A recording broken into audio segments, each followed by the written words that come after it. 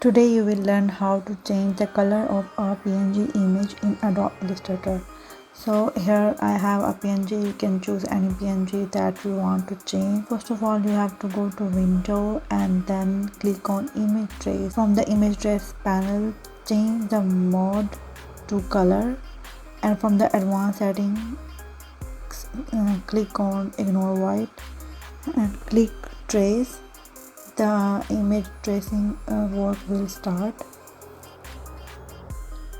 Now after tracing the image, you have to expand the image.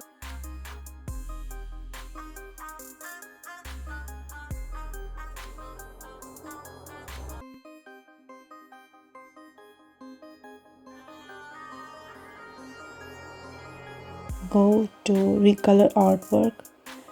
From the recolor artwork panel, just change the color by moving handle or double clicking it to launch anywhere you want.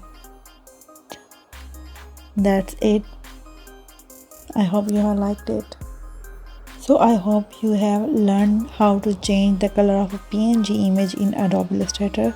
Thank you so much for watching this tutorial. If you found it helpful, please like the tutorial and stay tuned for upcoming videos.